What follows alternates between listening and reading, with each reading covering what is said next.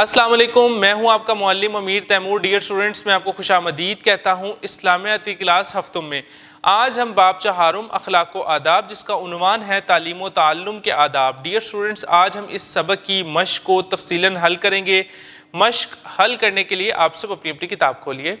مشق درست جواب کے گرد دائرہ لگائیں۔ اللہ تعالیٰ جس کے ساتھ خیر و بھلائی کا ارادہ فرماتا ہے اسے سمجھ عطا فرماتا ہے، دنیا کی، دین کی، تجارت کی، زراعت کی۔ درست جواب دین کی۔ تعلیم و تعلم دونوں الفاظ علم سے ماخوذ ہیں اور علم لفظ ہے اردو زبان کا، فارسی زبان کا، عربی زبان کا، ترکی زبان کا۔ درست جواب عربی زبان کا۔ عام الفاظ میں سیکھنے سکھانے کے عمل کو کہا جاتا ہے علم و عمل، اخلاص و تقوی، دین و دنیا، تعلیم و تعلم۔ درست جواب تعلیم و تعلم۔ اساتذہ کو چاہیے کہ طلبہ سے پیش آئیں سختی سے، نرمی سے، غصے سے، عاجزی و انکساری سے۔ درست جواب عاجزی و انکساری سے۔ رسول اللہ خاتم النبیین صلی اللہ علیہ وسلم پر جو پہلی وحی نازل ہوئی اس میں بھی ذکر ہے توحید کا، رسالت کا، آخرت کا، علم کا۔ درست جواب علم کا۔ خالی جگہ پر کریں۔ علم کا حصول ہر خالی جگہ مرد و عورت پر فرض ہے۔ درست جواب مسلمان۔ طلبہ کو چاہیے کہ اپنے خالی جگہ کے لیے دعا گو رہیں۔ درست جواب اساتذہ۔ علم وہ انعام الہی ہے جس کی بدولت اللہ تعالیٰ نے انسان کو خالی جگہ پر برتری عطا فرمائی۔ درست جواب فرشتوں۔ اساتذہ کو چاہیے کہ اپنے طلبہ کو علم سکھانے میں خالی جگہ سے کام نہ لیں۔ درست جواب بخل۔ دیے ہوئے سوالات کے مختصر جواب لکھیں۔ علم کی بدولت انسان کن چیزوں میں فرق کر سکتا ہے؟ اس کی بدولت انسان اپنے حقیقی خالق و مالک کو پہچانتا ہے اور اس کی ذات کی معرفت حاصل کرتا ہے۔ اس کے علاوہ انسان حق و باطل، حلال و حرام، جائز و ناجائز اور صحیح اور غلط میں واضح فرق کر سکتا ہے۔ اللہ تعالیٰ کن لوگوں کو دین کی سمجھ عطا کرتا ہے؟ جس کے ساتھ اللہ تعالیٰ بھلائی کا ارادہ فرماتا ہے تو اسے دین کی سمجھ عطا کر دیتا ہے۔ علم سیکھنے کی فضیلت کے بارے میں کسی ایک قرآنی آیت کا ترجمہ لکھیں۔ اللہ ان لوگوں کے درجات بلند فرما دے گا جو تم میں سے کامل ایمان لائے اور جنہیں علم دیا گیا۔ تعلیم و تعلم کا مفہوم بیان کریں۔ تعلیم و تعلم دونوں الفاظ عربی زبان کے لفظ علم سے ماخوذ ہیں۔ تعلیم کا معنی ہے سکھانا اور تعلم کا معنی ہے سیکھنا، جبکہ علم سیکھنے والے کو متعلم کہتے ہیں۔ عام الفاظ میں سیکھنے سکھانے کے عمل کو تعلیم و تعلم کہا جاتا ہے۔ علم میں اضافے کی دعا کا ترجمہ تحریر کریں اور آپ دعا کیجئے کہ اے میرے رب مجھے علم میں اور ترقی عطا فرما۔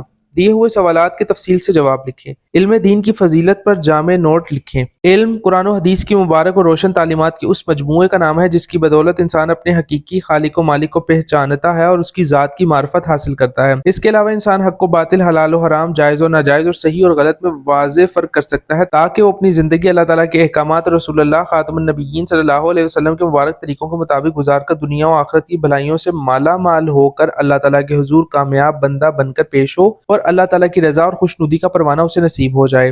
قرآن مجید میں مختلف مقامات پر اللہ تعالیٰ نے اہل علم کا مقام و مرتبہ بیان کیا ہے۔ ارشاد باری تعالیٰ ہے، اللہ ان لوگوں کے درجات بلند فرما دے گا جو تم میں سے کامل ایمان لائے اور جنہیں علم دیا گیا۔ ایک اور مقام پر ارشاد باری تعالیٰ ہے، آپ فرما دیجئے کیا برابر ہو سکتے ہیں وہ جو علم رکھتے ہیں اور وہ جو علم نہیں رکھتے؟ اساتذہ اور طلبہ کے کوئی سے 5 حقوق بیان کریں۔ طلبہ پر لازم ہے کہ اپنے اساتذہ کرام کا دل سے احترام کریں۔ اساتذہ کی ادنا سی بے ادبی سے بھی اپنے آپ کو بچائیں۔ طلبہ اساتذہ کرام کے سامنے عاجزی و انکساری کا مظاہرہ کریں، ان کے سامنے ادب و شائستگی سے بیٹھیں، ان کے سامنے اپنی آواز بلند نہ کریں۔ طلبہ اساتذہ کی برائیوں سے اجتناب کریں، ان کے عیوب کی پردہ پوشی کریں، نیز ان کی خوبیوں کو اجاگر کریں۔ اساتذہ اپنے طلبہ کے ساتھ نرمی اور شفقت کا برتاؤ کریں۔ اساتذہ اپنے طلبہ کی غلطیوں سے درگزر کریں، ان کے ساتھ وقار اور بردباری سے پیش آئیں۔ اساتذہ اپنے طلبہ کو علم سکھانے میں بخل سے کام نہ لیں۔ تعلیم و تعلم کے کوئی سے 5 آداب تحریر کریں۔ خلوص نیت کے ساتھ علم حاصل کیا جائے اور اپنے قول و عمل کے ذریعے اللہ تعالیٰ کی رضا کو حاصل کرنے کی کوشش کی جائے۔ اساتذہ اور طلبہ دونوں کو چاہیے کہ عمدہ اخلاق و آداب اختیار کریں، علم حاصل کرنے کے حریص رہیں اور اپنے سے بڑے یا چھوٹے سب سے علم حاصل کریں۔ علم حاصل کرنے کو دنیا کی چیزیں حاصل کرنے پر فوقیت دیں، اپنے علم پر سب سے پہلے خود عمل کریں۔ اسلام کی نگاہ میں صرف تعلیم کی کوئی قدر و قیمت نہیں بلکہ تعلیم کا اصل مقصد عالم باعمل ہونا ہے۔ سرگرمیاں برائے طلبہ۔ حصول علم کے متعلق 2 آیات کریمہ اور 2 احادیث مبارکہ مع ترجمہ تلاش کر کے لکھیں اور اپنے ہم جماعت ساتھیوں کے سامنے پیش کریں۔ صحابہ اکرام رضی اللہ تعالیٰ عنہم نبی کریم رسول اللہ خاتم النبیین صلی اللہ علیہ وسلم کے سامنے علم حاصل کرتے ہوئے جن آداب کا خیال رکھتے تھے ان پر خاکہ پیش کریں۔ رہنمائے اساتذہ۔